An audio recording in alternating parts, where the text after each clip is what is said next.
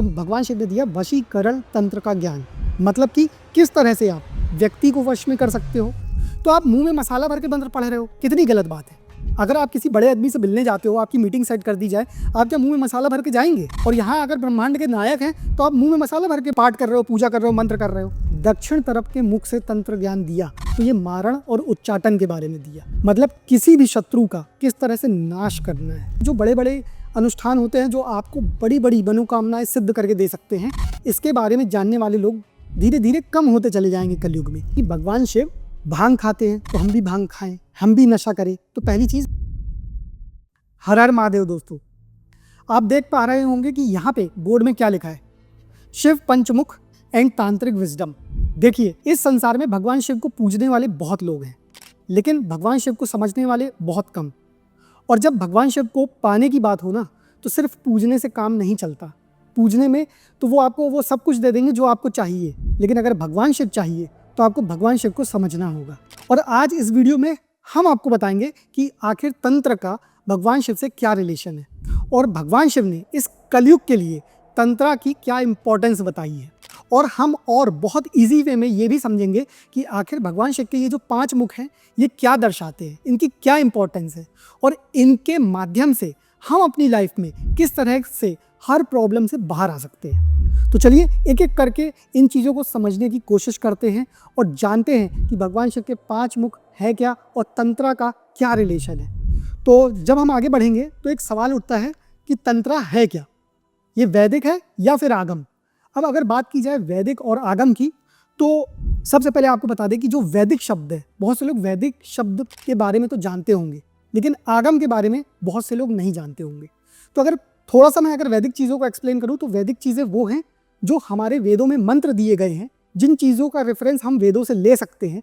वेदों को हमारी सृष्टि का मैनुअल कहा जाता है, और हर चीज़ के बारे में वेदों में बताया गया है कि हमें किस तरह से अपना जीवन जीना है, किस तरह से हमें अपने परेशानियों से उबर के आना है, कैसी प्रॉब्लम में हमें किस तरह के अनुष्ठान करने हैं, किन मंत्रों का हमारे जीवन में क्या इंपॉर्टेंस है। ये सब चीज़ें वेदों में दी गई है। लेकिन बात यह है कि वेदों को अपौरुष कहा गया है। अपौरुष का मतलब जिसका जनक कोई नहीं। वेदों को किसी ने नहीं बनाया, किसी ने नहीं लिखा, किसी को नहीं पता कि वेदों के रचयिता कौन है। क्यों? क्योंकि हमारे ऋषि मुनियों ने जब ध्यान लगाया ईश्वर का, तब ब्रह्मांड में उन्होंने कुछ मंत्र पाए, और उन मंत्रों को सुनकर उसे डिकोड करके उन्होंने अच्छे से उसका अर्थ लिख दिया गया, और इन्हें हम वेद कहते हैं। तो ऋषि मुनियों ने अपने ध्यान द्वारा मंत्रों को सुना और लिखा, लेकिन वो इसके जनक नहीं है। वेदों में तो खैर हम लोगों ने डिटेल में वीडियो बनाई है, वो ऑलरेडी आप जाके देख सकते हैं। लेकिन ये सवाल उठता है कि आगम क्या है। तो आपको बता दें, जैसे कि हमने बताया कि वेदों के जनक कोई नहीं है, वेद अपौरुष है। लेकिन आगम की बात करें तो आगम उसे कहा जाता है शिव सूत्र या फिर शिव उपदेश। भगवान शिव ने माँ पार्वती को जितने भी सूत्र बताए हैं उन्हें आगम कहते हैं। या फिर आप ये कह लें कि शिव मुखो शास्त्र, यानी जो शास्त्र का निर्माण भगवान शिव के द्वारा हुआ है और उन्होंने माँ पार्वती को ज्ञान दिया है, उन्हें आगम कहा जाता है। तो अब आप आज के बाद ये चीज़ अच्छे से समझ लीजिएगा कि वेद और आगम के बीच में क्या डिफरेंस है। तो अब आप समझ गए, शिव सूत्र जो माँ पार्वती को दिए गए हैं स्वयं भगवान शिव के द्वारा, उन्हें आगम कहा जाता है। ठीक है, तो आपको बता दें कि तंत्रा जो है ये आगम है, ये वैदिक नहीं है, क्योंकि भगवान शिव ने ही तंत्र ज्ञान माँ पार्वती को दिया है। अब जब हम आगे बढ़ते हैं तो सवाल ये उठता है कि तंत्र क्या है। तो तंत्र का अर्थ होता है व्यवस्था, यानी कि सिस्टम। हम सब जानते हैं किसी भी चीज़ का सिस्टम, व्यवस्था बनाई जाती है कि सुचारू रूप से सारी प्रोसेस चलती रहे। जैसे राजतंत्र होता है जहाँ पे राजा सब करने वाला होता है, मोनार्की जिसे कहा जाता है। प्रजातंत्र होता है जहाँ पे प्रजा के द्वारा सिस्टम को चलाया जाता है। ऐसे ही जब हम आध्यात्मिक यानी कि स्पिरिचुअल फील्ड में बात करते हैं, तब यहाँ पे आगम तंत्र, शैव तंत्र, इसे ये चीज़ें कहा जा सकता है। तो यहाँ पे जो तंत्र हैं ये शैव तंत्र कहलाते हैं, यानी भगवान शिव के द्वारा दिए गए। अब ये तंत्र क्या है? ये एक सिस्टम है जिससे हम मनुष्य अपने जीवन में अपनी लाइफ को अच्छे से सुचारू रूप से चला सके। तो अब आप समझ गए, तंत्र का अर्थ है एक ऐसा सिस्टम जिससे हम अपने जीवन जीने की जो प्रोसेस है उसे आसान कर सके। हमारे जीवन में जितनी भी तकलीफ़ें आती हैं, या फिर हमारे जीवन में हमको जो जो चीज़ चाहिए, या फिर हमें जिन चीज़ों की मनोकामना है उसकी सिद्धि के लिए हम तंत्रा का यूज़ कर सकते हैं। बहुत से लोगों को ये डाउट होता है कि आखिर तंत्र क्या सिर्फ जादू टोना है, तंत्र क्या सिर्फ काली विद्या है? नहीं, तंत्र इससे बहुत ऊपर उठकर है। अब आप ये सोच लीजिए कि अगर भगवान शिव ने स्वयं इन चीज़ों का ज्ञान दिया है तो फिर तंत्र क्या चीज़ें होंगी। तो जब हम आगे बढ़ते हैं और देखते हैं कि तंत्र है क्या, हम ये समझेंगे तो हम ये जानेंगे कि भगवान शिव ने माँ पार्वती को तंत्र का ज्ञान दिया। अब सवाल ये उठता है कि तंत्र का ज्ञान भगवान शिव ने दिया तो, लेकिन ये कलयुग में क्यों इंपॉर्टेंट है? यही बात हुई थी आपसे। अब जब हम बढ़ते हैं तो कलयुग में हम देखते हैं कि सब लोग बहुत परेशान हैं, सबके पास बहुत प्रॉब्लम्स है। अब जब व्यक्ति परेशान होता है तो व्यक्ति कहाँ जाता है? ईश्वर की कृपा प्राप्त करने जाता है। हमारे वेदों में भी अलग अलग मंत्र अनुष्ठान बताए गए हैं। वो कुछ ना कुछ कर्मकांड करता है, हवन करता है, यज्ञ करता है। अब व्यक्ति की अलग अलग मनोकामना भी रहती है। बहुत से लोगों के पास ये है कि वो परेशान अगर अपनी बीमारियों से नहीं है तो उन्हें कुछ जीवन में चाहिए, वो पैसों से परेशान है। जिसके पास पैसा है उसके पास स्वास्थ्य नहीं, जिसके पास स्वास्थ्य भी है, पैसा भी है, उसके पास अगर कहा जाए तो धर्म नहीं। तो ऐसे करके बहुत सारी प्रॉब्लम्स हैं। लेकिन भगवान शिव ने कहा है कि अगर आप इस जीवन में आए हैं तो आपको चारों पुरुषार्थों को पूरा करना है, धर्म, अर्थ, काम और मोक्ष। और जब आप इन चारों चीज़ों के होते हुए मोक्ष में जाते हैं तब आप भगवान शिव को प्राप्त कर सकते हैं। अब सवाल ये उठता है कि कलयुग में तंत्र की ओर जाया जाए या वैदिक की ओर जाया जाए। तो देखिए, इसके सॉल्यूशन दोनों हैं, वैदिक भी है, तंत्र भी है। लेकिन अगर आपको बताएं कि तंत्र की ज़रूरत क्यों पड़ी तो उसका कारण है तंत्र का महत्व कलयुग में। तो उसका कारण ये है कि भगवान शिव ने माँ पार्वती को बोले कि कलयुग में जितने भी जो विद्वान लोग हैं, धीरे धीरे कलयुग के प्रभाव से जो वैदिक मंत्र हैं, जो वैदिक अनुष्ठान है, इसकी जो सही जो प्रोनाउंसिएशन होते हैं मंत्रों के, वो भूलते जाएंगे, वो अशुद्धि होगी। यानी कि अगर बात की जाए कि कलयुग में पहली प्रॉब्लम भगवान शिव ने ये बताई है कि मंत्र अशुद्ध हो जाएंगे। आपने देखा होगा कि बहुत सारे जो पंडित लोग हैं, विद्वान हैं मंत्र के, लेकिन कुछ लोगों को आपने देखा होगा कि वो मंत्र का सही उच्चारण नहीं कर पाते हैं।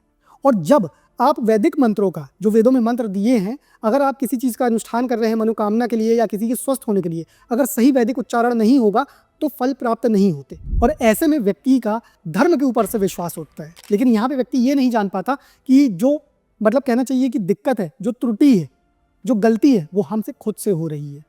आपको एक स्टोरी बताऊं जो ऑलरेडी दी गई है हमारे शास्त्रों में, वृत्तासुर की। उसने अनुष्ठान रखवाया गया था कि इंद्र मेरे हाथों से मारा जाए। तो जब अनुष्ठान रखा और जो पंडित उच्चारण कर रहा था मंत्र का, उसने जो उदात स्वर था उसकी जगह अनुदात स्वर लगा दिया। उदात यानी खड़ी लाइन होता है, उसने लेटी लाइन लगा दी। ये संस्कृत के जो जानकार लोग हैं वो बहुत अच्छे से इन चीज़ों को समझते हैं। तो उस मंत्र का अर्थ ये निकला कि इंद्र के हाथों मैं मारा जाऊं। और हुआ भी ऐसा ही, उसने अनुष्ठान रखवाया कि इंद्र मारा जाए मेरे हाथों, लेकिन असल में वृत्तासुर मारा गया इंद्र के हाथों। कारण था मंत्र की अशुद्धि। अब भगवान शिव ने जो दूसरा कारण मां पार्वती को बताया, वो ये बताया कि साधन की अशुद्धि। अब साधन की अशुद्धि समझते हैं आप? जो भी अनुष्ठान में, यज्ञ हवन में जो हम कहना चाहिए कि जो हम सामग्री यूज कर रहे हैं, वो आज की डेट में अशुद्ध होती जा रही है। आपको शुद्ध चीज़ें कहाँ मिलती हैं? अगर आप शुद्ध घी भी लेने जाएंगे, शुद्ध घी से, गाय के, देसी गाय के शुद्ध घी से हवन करने को कहा गया है। आपको क्या लगता है जो मार्केट में घी मिल रहे हैं क्या सब शुद्ध है? और उसके बाद बहुत से लोग तो ऐसे भी हैं जिनकी मानसिकता शुद्ध नहीं है, क्योंकि जब वो पूजा के लिए घी लेने जाते हैं ना बाजार में या दुकान में, उनका दुकानदार से ये कहना रहता है कि पूजा वाला घी दे दो। इसका अर्थ समझते हो आप? पूजा वाला घी, जो सबसे सस्ता हो वो ला के दे दो। मतलब खुद के खाने के लिए अच्छा घी चाहिए और भगवान की पूजा के लिए आपको सबसे सस्ता वाला घी चाहिए। कौन देगा आपको 300-400 रुपए में एक अच्छा वाला देसी गाय का शुद्ध घी? तो इसलिए भगवान शिव ने कहा कि जो साधन है कलयुग में, वो धीरे धीरे अशुद्ध होते जाएंगे। न घी शुद्ध मिलेगा, न दूसरी सामग्री शुद्ध मिलेगी, और आपको ये समझ में नहीं आएगा कि जो आप सामग्री डाल रहे हैं, मार्केट से ला रहे हैं, वो पूरी तरह पवित्र है या नहीं है। तो जो साधन है वो भी अपवित्र हो जाएंगे। और तीसरी चीज़ भगवान शिव ने ये बताई है कि साधन के बाद जो जानने वाले लोग हैं, यानी जो एक्सपर्ट्स हैं, जो वेदों के बारे में, कर्मकांड के बारे में, अनुष्ठान के बारे में जानते हैं, इनकी तादाद बहुत कम होती जाएगी। जो लोग ये डिफरेंस निकाल पाएँ कि मंत्र किस तरह सही उच्चारण किया जाता है और क्या मंत्र गलत है, जो डिफरेंस बता पाए सामग्री के बारे में, जो डिफरेंस बता पाए कि किस चीज़ में क्या सामग्री लगती है। मतलब कि अगर लक्ष्मी जी का हवन कर रहे हैं तो किस तरह की समिधा, समिधा यानी मैं अभी लकड़ी शब्द का उपयोग कर रहा हूँ, हवन यज्ञ में जो यूज़ की जाती है, लेकिन उसे समिधा बोला जाता है। तो किस तरह की समिधा लक्ष्मी जी की पूजा में लगेगी। अगर हम चंडी यज्ञ करवा रहे हैं तो कौन कौन सी सामग्री लगेगी। अगर हम रुद्राभिषेक करा रहे हैं तो कौन कौन सी सामग्री लगेगी, उसकी पूरी प्रोसेस क्या है। तो ये सब चीज़ें जो बड़े बड़े अनुष्ठान होते हैं, जो आपको बड़ी बड़ी मनोकामनाएं सिद्ध करके दे सकते हैं, इसके बारे में जानने वाले लोग धीरे धीरे कम होते चले जाएंगे कलयुग में। ये भगवान शिव ने कहा है। एक्सपर्टीज़ की कमी होती जाएगी। आप लोगों ने, बहुत से लोगों ने, आप लोग कमेंट करके ज़रूर बताना। आज की डेट में आपने देखा होगा कि जब हम सबके घर में पूजा होती है, मैंने तो कई बार देखा है, कुछ लोग, मैं कुछ की बात कर रहा हूँ, कुछ पंडित जी लोग तो इस तरह की गलती करते हैं, मैंने देखा है कि वो मुंह में मसाला भर के मंत्र पढ़ रहे होते हैं। आप सोचो कि आप भगवान की मंत्र पूजा अनुष्ठान करने आए हो, ये खासकर मैंने यूपी बिहार में बहुत देखा है, तो आप मुंह में मसाला भर के मंत्र पढ़ रहे हो, कितनी गलत बात है। अगर आप किसी बड़े आदमी से मिलने जाते हो, आपकी मीटिंग सेट कर दी जाए, आप क्या मुंह में मसाला भर के जाएंगे? और यहाँ अगर ब्रह्मांड के नायक हैं तो आप मुंह में मसाला भर के पाठ कर रहे हो, पूजा कर रहे हो, मंत्र कर रहे हो।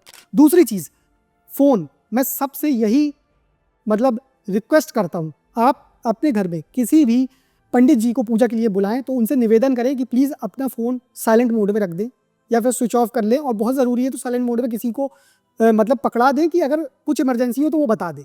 कारण ये है, मैंने बहुत से लोगों को देखा है, पूजा चल रही है, फूल चढ़ाए, माला चढ़ाए, भोग चढ़ाए, उसके बाद आरती करनी, बीच में फ़ोन आ गया तो वहीं उठा के रुक गए। इसका क्या अर्थ होता है रुक गए? आप समझ सकते हो कभी कि भगवान सामने बैठे हैं, हमने उनको भोग लगाया, अब आरती करनी है तो अपने भगवान को कहा 1 मिनट रुक जाइए, फिर हेलो करके बोले हाँ आधे घंटे में पहुँच जाऊँगा, और फिर आरती शुरू करें। अरे भाई वो क्यों रुक जाए? आप किसी बड़े व्यक्ति से, अभी किसी कैबिनेट मिनिस्टर से आपकी मीटिंग सेट कर दी जाए, किसी की भी, तो आप फ़ोन बंद करके साइलेंट में जाओगे। आपको लगेगा कि भाई उसके सामने बज ना जाए, मेरी रेपो खराब ना हो जाए, वो मुझसे नाराज़ ना हो जाए। ये तो सांसारिक लोग हैं, लेकिन जो स्वयं ब्रह्मांड के नायक हैं, जिनसे सब चीज़ चाहते हो आप, उनको मतलब इतना कैजुअली लेना, ये अच्छी बात थी। तो अगर आप एक बार जब पूजा में बैठे तो पूरी तरह उठे। तो यही चीज़ भगवान शिव ने बोली है कि जो एक्सपर्ट लेवल है, जो इस तरह के लोग हैं जो पूरे वैदिक तौर से चीज़ें कराते हैं, जिनको पता है नियम कानून कैसा है, जिनको पता है कि पूजा के बीच में किस तरह की त्रुटियाँ यानी कि गलतियाँ नहीं करनी है, ऐसे लोग धीरे धीरे कम होते जाएंगे। समझे आप? तो इस कारण भगवान शिव ने कहा कि तंत्र की ज़रूरत पड़ेगी। तंत्र की ज़रूरत इसलिए पड़ेगी क्योंकि लोग जब वैदिक अनुष्ठान करेंगे और बड़े बड़े हवन यज्ञ करेंगे तो कहीं ना कहीं उनसे ऐसी गलतियां होंगी कि उन्हें प्रॉफिट की जगह लॉसेस होंगे। तो इसलिए भगवान शिव ने माँ पार्वती को इस चीज़ का ज्ञान दिया, तंत्र का। अब जब हम आगे बढ़ते हैं तो सवाल ये उठता है कि भगवान शिव ने माँ पार्वती को तंत्र का ज्ञान क्यों दिया? तो आप देखो, माँ पार्वती के 2 रूप हैं, एक सौम्य रूप है और एक माँ काली रूप है।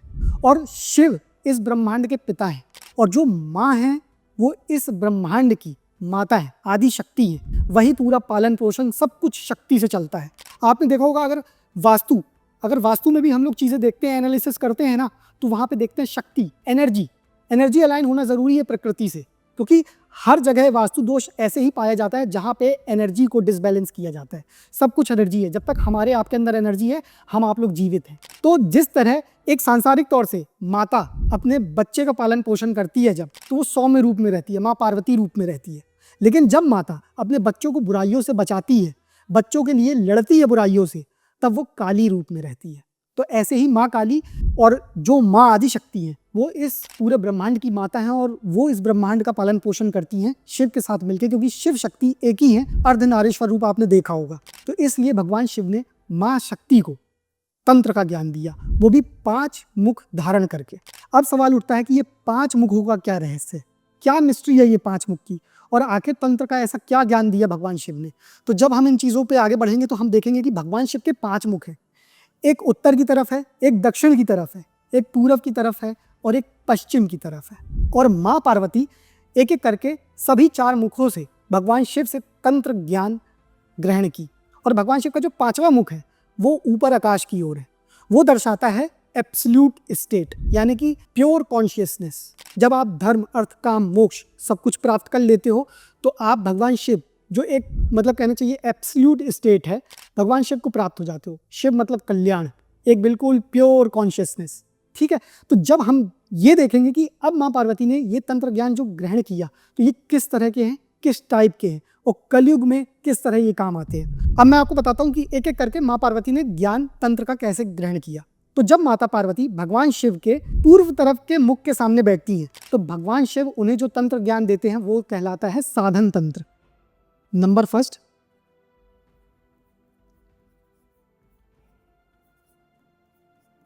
साधन तंत्र।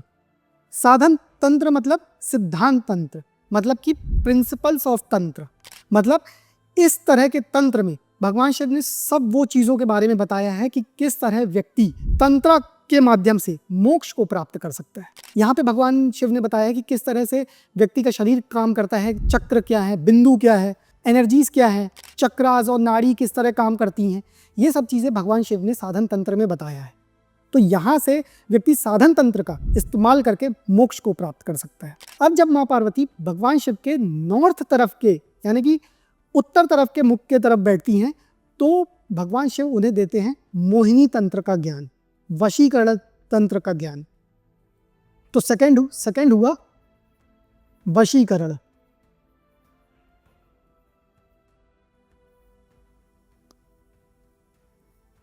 ठीक है, तो उत्तर की तरफ जब माँ पार्वती बैठी तो भगवान शिव ने दिया वशीकरण तंत्र का ज्ञान। मतलब कि किस तरह से आप व्यक्ति को वश में कर सकते हो, किस तरह से आप पूरे की पूरी सभा को, यानी कि आप एक बड़े मंच में जा रहे हैं, अगर कुछ कहना चाहिए कि कुछ भाषण देने आप जा रहे हैं, स्पीच देने जा रहे हैं, तो कैसे व्यक्ति आपकी तरफ मोहित हो जाए, कैसे उसको लगे कि हाँ आप कितने अच्छे वक्ता हैं, वो आपको सुनता रह जाए। तो इस तरह के तंत्र का ज्ञान जो वशीकरण कहलाता है, जो मोहिनी तंत्र कहलाता है, वो भगवान शिव ने दिया।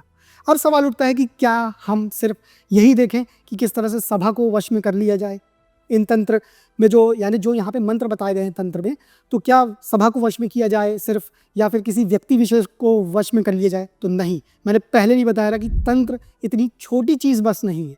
तो यहाँ पे बात ये उठती है कि यहाँ पे ऐसा ज्ञान भी भगवान शिव ने दिया है कि आपकी जो इंद्रियाँ हैं और जो आपको काम, क्रोध, मद, लोभ, मोह में फंसाए रखती है, जो आपको परेशान करती है, हम सब जिसके कारण पाप कर बैठते हैं, तो इन इंद्रियों को किस तरह से वश में कर लिया जाए भगवत प्राप्ति के लिए, ईश्वर की प्राप्ति के लिए, तो वो ज्ञान इस मोहिनी वशीकरण तंत्र में है। तो प्लीज़ इसको इतना छोटा होकर मत सोचिएगा कि किसी व्यक्ति या सभा बस को, आप तो अपनी इंद्रियों को भी वश में कर सकते हैं। और जब इतना गूढ़ और इतनी पावरफुल विद्या भगवान शिव ने दी है तो आप फिर इतनी छोटी चीज़ के लिए क्यों इन चीज़ों का इस्तेमाल करेंगे? आप समझ रहे हैं ना? अगर आपके पास एक बड़ा अस्त्र शस्त्र है तो क्या आप उसे गली मोहल्ले की लड़ाई के लिए यूज़ करेंगे क्या? वो तो आप इमरजेंसी में एक बड़ी लड़ाई के लिए यूज़ करेंगे। तो ये चीज़ होती है, हमें समझना चाहिए कि जिस तरह की पावर है तो उसका यूटिलाइजेशन कैसा करें, किस तरह करें कि हमारा भी भला हो और लोगों का भी। अब आगे बढ़ते हैं। माँ पार्वती को तीसरा तंत्र ज्ञान जो भगवान शिव ने दिया वो अपने पश्चिम तरफ के मुख से दिया, यानी कि वेस्ट तरफ से। और वो तंत्र क्या था? वो तंत्र था अगध तंत्र।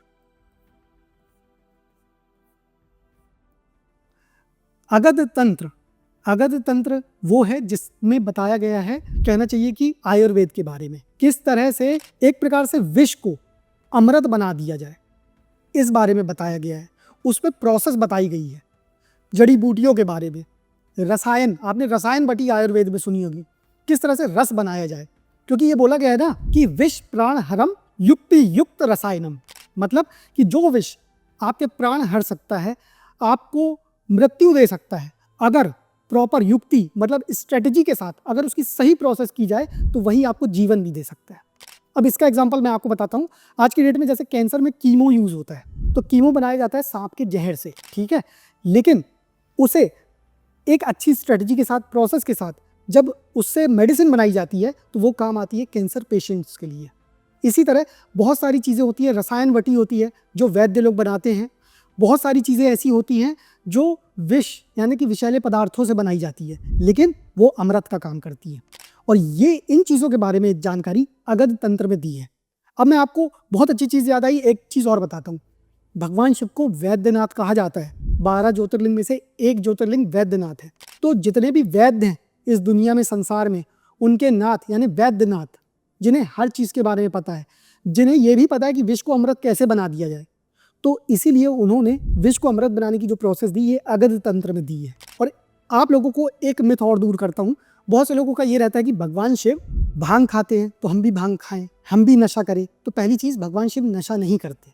दूसरी चीज़, जो भांग वाली चीज़ है, भगवान शिव धतूरा उन्हें चढ़ाया जाता है, भांग चढ़ाई जाती है, तो उसका अर्थ ये है, भगवान शिव ने कहा है कि जितनी भी जहरीली चीज़ है तुम्हारे जीवन की, तुम मुझे चढ़ा दो और उसके बदले में तुम मुझसे अमृत ले लो।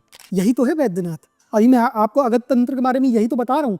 भगवान शिव को पता है विष को कैसे अमृत बनाया जाता है, हम आपको नहीं पता। और अगर हम आप ऐसे विषैले पदार्थ भगवान शिव के नाम पर लेंगे तो हमारा ही नुकसान होगा, और ये बहुत गलत बात है। तो इस प्रोसेस को समझें और इस जानकारी को समझें, और या तो और भी लोगों को बताएं कि भगवान शिव के नाम पर नशा करना छोड़ दें। अब बढ़ते हैं चौथा उन्होंने जो दिया, ये दिया मारण और उच्चाटन।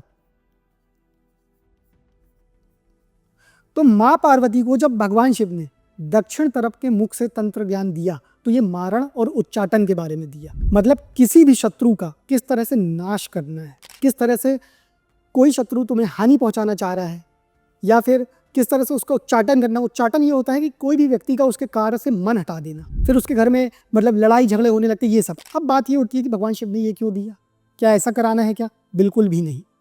सबसे पहली बात, जब शत्रु की बात होती है तो आप उसमें दुष्ट लोगों को लेके चले, पहली चीज़। दूसरी चीज़, यहाँ पे अगर मारण और उच्चाटन की बात आई तो फिर वही, जैसा मैंने एग्जाम्पल आपको वहाँ मोहिनी तंत्र पे दिया था, मारण उच्चाटन मतलब जो आपकी खराब इच्छाएं हैं, जो आपकी अंदर से ऐसी वेदना है कि ये मुझे प्राप्त हो जाए जिसके कारण लोगों का नुकसान हो सकता है, यानी कि लोभ, यानी कि जैसे क्रिमिनल्स मर्डर कर देते हैं अपनी इच्छा पूर्ति के लिए, ठीक है। काम इतना चढ़ जाता है, काम भाव, कि लोग गलत चीज़ों में घुस जाते हैं, रेप कर देते हैं, इतने बड़े बड़े जुर्म कर देते हैं।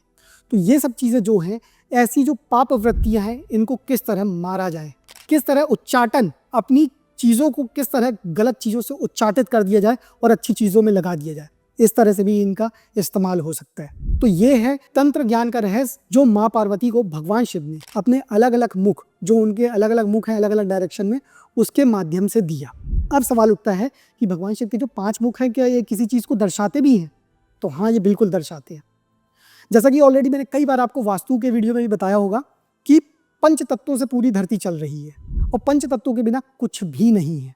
तो आप ये याद रखिए कि ये जो 5 तत्व हैं, ये भगवान शिव का एक एक मुख एक एक तत्व को दर्शाता है। एक मुख आकाश तत्व, एक वायु, एक अग्नि, एक जल और एक पृथ्वी तत्व को दर्शाता है। और इसी के माध्यम से भगवान शिव पूरी सृष्टि का पालन पोषण, मैनेजमेंट सब कुछ करते हैं। क्रिएटर, डिस्ट्रॉयर, सब इसी तरह से जितनी भी प्रोसेस है, ये सब भगवान शिव इसी तरह से पूरी मतलब मेंटेन करते हैं, और पूरी तरह से इन चीज़ों को, जो इन चीज़ों की वर्किंग है, ऐसे ही चलती है। तो ये आपने समझे भगवान शिव के 5 मुख। अब बात ये आती है कि क्या तंत्रों की सिद्धि कलयुग में पॉसिबल है? तो फिर ये बात है कि हाँ, तंत्रों की सिद्धि कलयुग में पॉसिबल है, लेकिन भगवान शिव ने इन तंत्र में जो मतलब प्रोसेस बताई गई है, मंत्र बताए गए हैं, इन्हें कीलित कर दिया गया है। कीलित मतलब कोडेड कर दिया गया है, जिसे आप आसानी से डिकोड नहीं कर सकते। भगवान शिव ने कहा है कि इसका उत्कीलन यानी कि डिकोड वही कर पाएगा जो मुझे पूजा करके, मेरी भक्ति करके मुझे प्रसन्न करेगा। और इसके लिए आपको एक अच्छे मार्गदर्शक, एक अच्छे गुरु की आवश्यकता पड़ती है, जिसे असली में, जिसे डेप्थ नॉलेज हो तंत्रा के बारे में, जो अच्छे से इन चीज़ों के बारे में जानता हूँ, किस तरह से इनकी प्रोसेस की जाती है, आखिर इसके पीछे का गूढ़ रहस्य क्या है, क्योंकि ये बहुत जटिल चीज़ है, इसे आसानी से नहीं समझा जा सकता। और फिर ये तो भगवान शिव का स्वयं दिया हुआ ज्ञान है। तो इसके लिए आपको बहुत पहुँचे हुए एक्सपर्ट गुरु लगते हैं, बहुत पहुँचे हुए तंत्र ज्ञानी लगते हैं, जिनका मन, आत्मा सब कुछ शुद्ध हो, और जो आपको भगवान शिव यानी कि परमात्मा की प्राप्ति में ही आगे बढ़ाएं, ना कि आपकी सांसारिक इच्छाओं को पूरा करने के लिए। तो ये थी तंत्र के बारे में जानकारी। अब आज के बाद आप ये समझ गए होंगे कि भगवान शिव कौन है, किस तरह से भगवान शिव कार्य करते हैं शिव शक्ति के साथ मिलके, और किस तरह से उन्होंने ये तंत्र दिया। और तंत्र और ये जो आगम है भगवान शिव का, आगम और वैदिक चीज़ों में क्या अंतर है। तो अब आज के बाद आपसे कोई भी ये चीज़ पूछेगा तो आप आसानी से बता सकेंगे। चैनल को लाइक कर ले, सब्सक्राइब कर ले, वीडियो को शेयर करें और बने रहिए हमारे साथ, क्योंकि आगे आने वाले दिनों में हम आपके साथ और भी अच्छे इंटरेस्टिंग वीडियो शेयर करेंगे, जो हमारे स्पिरिचुअलिटी से रिलेटेड है, वास्तु, एस्ट्रोलॉजी या फिर हमारे ग्रंथ शास्त्रों से रिलेटेड, जो आपके लिए और आपकी फैमिली के लिए बहुत हेल्पफुल हो। तब तक के लिए हर हर महादेव।